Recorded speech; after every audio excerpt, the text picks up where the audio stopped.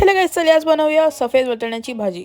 सगळ्यात आधी कुकरमध्ये आपण टाकूया तेल, राई, हिंग आणि कांदा। कांद्याला नीट परतून घेऊया आणि सॉफ्ट होईपर्यंत शिजवून घेऊया। कांदा शिजवून झाल्यानंतर त्याच्यात टाकूया लाल मिरची पावडर, हळदी पावडर आणि धनिया जिरा पूड।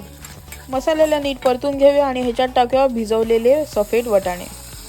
यात तुम्ही दुधी किंवा बटाटा पण टाकू शकता। थोडासा टोमॅटो पण आपण चॉप करून टाकूया आणि ह्याला नीट मिक्स करून घेऊया। ह्याच्यावर ठेवूया आता आपण ताट, त्यात टाकूया पाणी। वरच्या पाणीला वाफ आल्यानंतर तेच पाणी आपण भाजीमध्ये टाकून देऊ।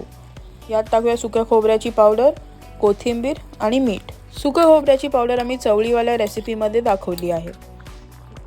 आता आपण टाकूया गरम मसाला, मिक्स करूया याला आणि लावूया कुकर। कुकरचे 3 शिटी होऊन द्यायचे आहेत आणि ह्याच्यानंतर आपली भाजी होऊन जाईल रेडी। एकदम सोपी रेसिपी आहे, घरी नक्कीच ट्राय करा। व्हिडिओ आवडला असेल तर लाईक, शेअर, कमेंट, सबस्क्राइब करा। Thank you so much.